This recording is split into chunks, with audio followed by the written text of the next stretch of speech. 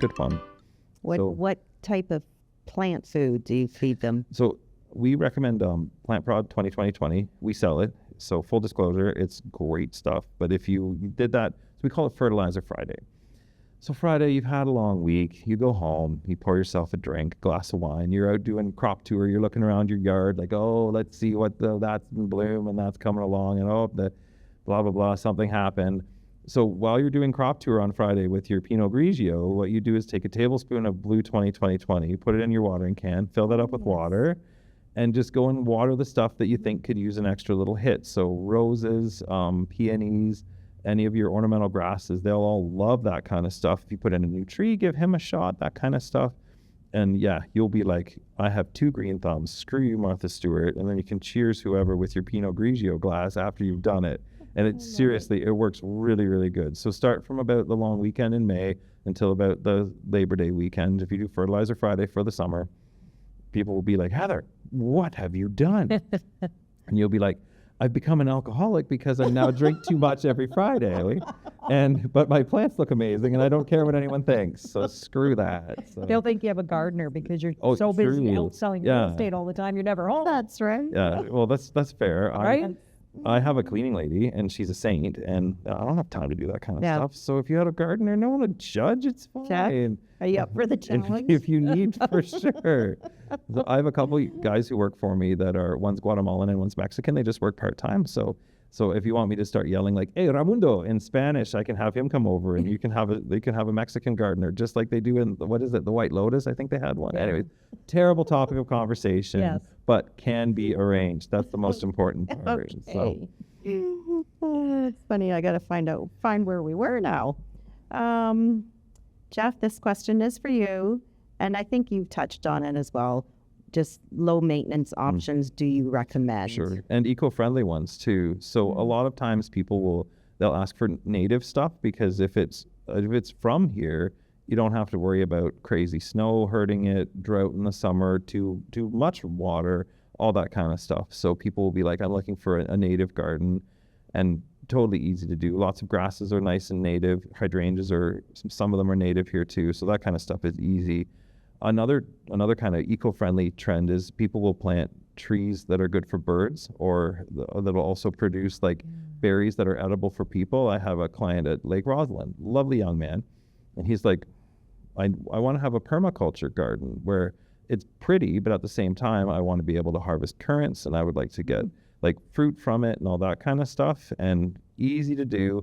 Maybe most people don't have time to go and like actually put in a hedgerow of currants and harvest them all. But if you only have a couple bushes, because they're here and there and they're adding, because they bloom nicely, add some color in the spring, that's a good thing there. So you can be eco-friendly by picking native plants that are already adapted to the climate you're about to give them, or something that's going to help out, like if you plant chokeberries, they're cute little natives, brilliant fall color, red, orange, and purple, really, really nice. But the fruit in the winter stays on them, and the robins lead it in the spring. So like the other day we had that snowy, miserable day. Well, some robins showed up at work and stripped bare the ones in front of our potting shed. And I was like, go boys, that's what they're there for. So that kind of stuff. And then for low maintenance, everyone's idea of low maintenance is different. Some people are like, oh, low maintenance is I want to be out there once a week. Some people are like, I want to be out there once a month.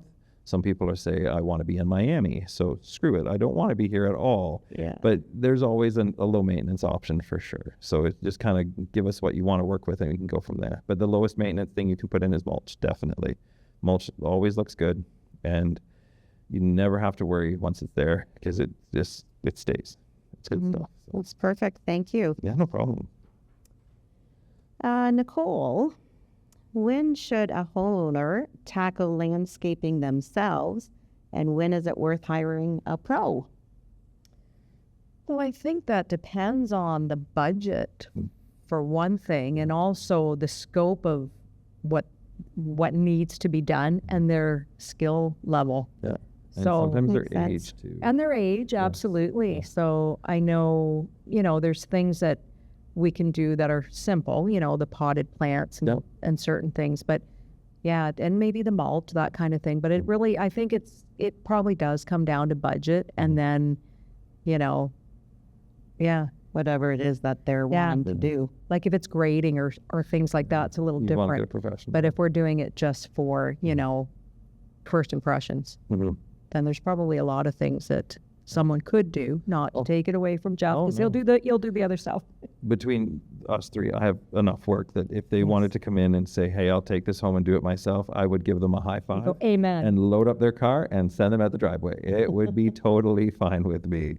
So, but I think one thing with do-it-yourself stuff, a lot of people, they don't have any confidence, but it's not really hard. YouTube's a great resource if you need to see how to plant a container and you don't have time to stop in and ask us. There's lots of people who'll show you on YouTube, or they'll give you ideas like, oh, maybe try this or do this, or this time of year use these plants or use this at that time of year. So yeah, just snoop around on the internet a little bit and see. That's good.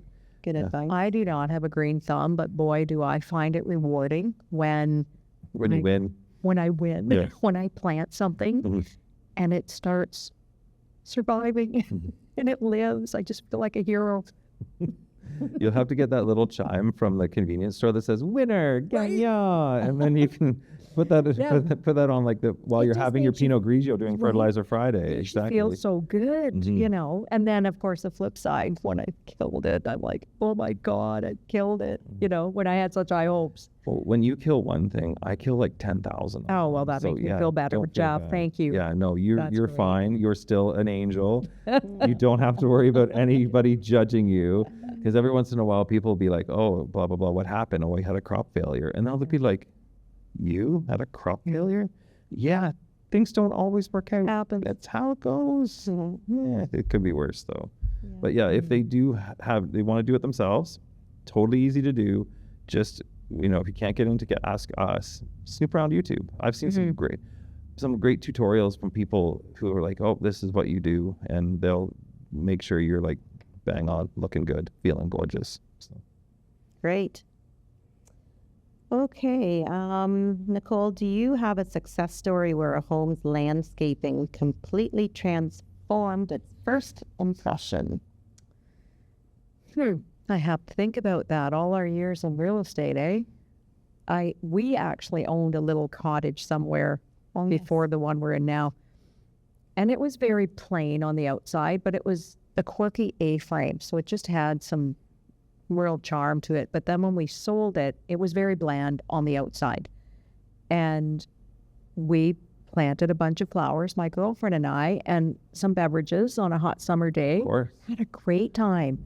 And we planted, get the party started. Yes. And I got so many compliments when we listed it for sale because it had more character hmm and more curb appeal, and it looked really welcoming and colorful. So I guess that would be one. Very inviting. Mm-hmm. Oh, my goal, and this is just me personally, when I bought the farm, I wanted to make it look like a little old farm lady lived there. So, and that's it's not me at all, but it suits the character of the house. So, Yeah. so there's like chickens wandering around, there's flowers planted all over the place, there's all kinds of stuff that make it have some character, and it's rewarding and it's fun. But you'd have to say the transformation from before to now is huge. It is. With just that one little vision, which is like, what would like an 85-year-old little farm lady, what would she do? Well, she'd plant tulips everywhere and that kind of stuff. So yeah. And then when you pull into the laneway, you feel the ambiance. You do. Mm. Yeah. Because I always say too, you'll know it when you see it, and you just fall in love with it right from the get-go, Right. right from the outside in. And it's easy to make a place look inviting. Yeah. I remember being lectured once by a lovely woman.